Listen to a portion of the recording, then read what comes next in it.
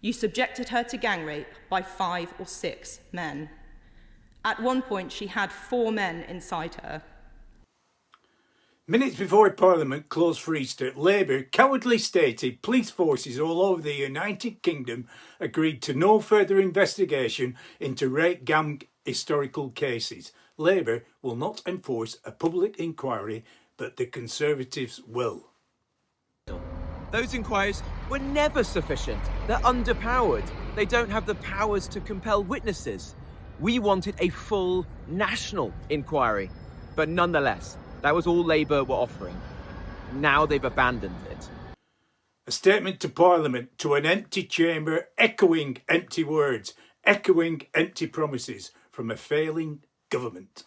The Chair of the National Police Chiefs Council, Gavin Stevens, has, at the Home Secretary's request, urged the Chief Constables of all 43 forces in England and Wales to re-examine their investigations into group-based child sexual exploitation, which resulted in no further action decisions.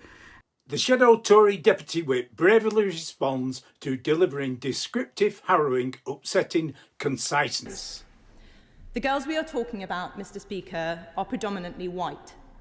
The men who preyed on them were predominantly Muslim, generally either from Pakistan or of Pakistani heritage. One of the victims from Dewsbury was told by her rapist, I quote, "We're here to fuck all the white girls and fuck the government." Will the Minister accept that, in many cases, these crimes were racially and religiously aggravated? How, without a national inquiry, can we understand what part these factors played? Reports of rape gangs emerged 25 years ago. 25 torturous years. This dereliction of duty must end. No ifs, no buts, no maybes. The rape and sexual assault of vulnerable girls in over 50 towns and cities across our country.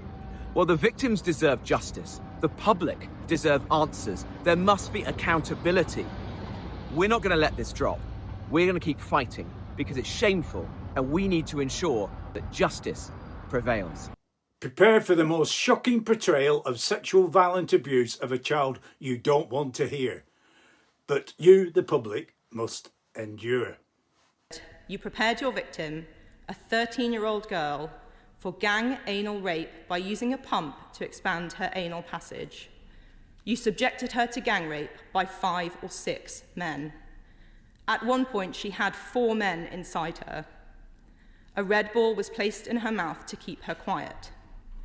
When she was 12, after raping her, she threatened you with your lock knife. Your reaction was to pick up a baseball bat with a silver metal handle, strike her on the head with it, and then insert it inside her vagina. A gang of medieval men subjected an innocent child to brutal, abhorrent, unimaginable horror. Jess Phillips responds.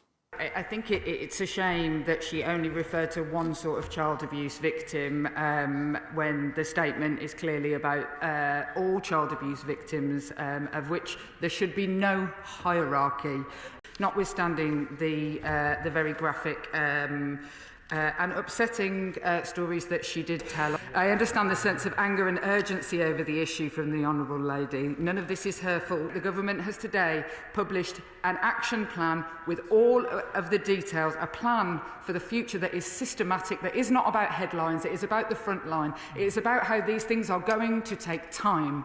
A disgraceful, disrespectful, dismissive reply. Trevor Phillips is apoplectic. But I think what the government is doing on that question is utterly, utterly shameful. As Katie Lam, the Tory MP, said yesterday, largely Pakistani Muslim in background, and also in Labour-held seats and councils who would be offended by it. And that's clearly the reason that they're not pursuing this. And it is utterly shameful, given what has been done to these children by these men. I cannot tell you how cross I am about it. Equally outraged is Jeremy Kyle, not a man who hides his emotions. This is absolutely and obviously political and smacks of a cover-up, and I don't think the British public will swallow this at all, Isabel, do you? But as those details were forced upon the population, I think the scale of horror that people have felt is unlike really any other scandal, because there hasn't been anything quite like this. If it is that you are trading answers to young kids, young girls whose lives will be ruined forever because they have been raped by men, repeatedly raped, passed around like toys, sorry to upset you on the drive home, this is a fact. If you are trading your own party's success at the polls from that, you are a shameful human being and you should not be I think it is... I'll tell you as well.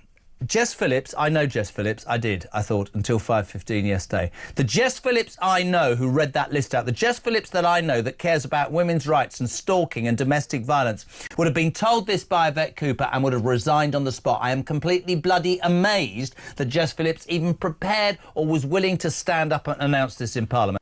25 torturous years of child sexual abuse by rape gangs, predominantly perpetrated by medieval Pakistani men.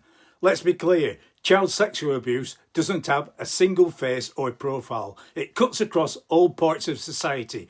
Reports consistently show that abusers are people known to the victim, with around 90% being family members, friends or acquaintances. The majority of recorded offenders in England and Wales are white, with smaller percentages from Asian or black ethnicity. Religious institutions have faced scrutiny also for historical child sexual abuse. However, rape gang abusers are limited to mainly the Pakistani community. Labour are dismissing a public inquiry. The Conservatives and Reform support it.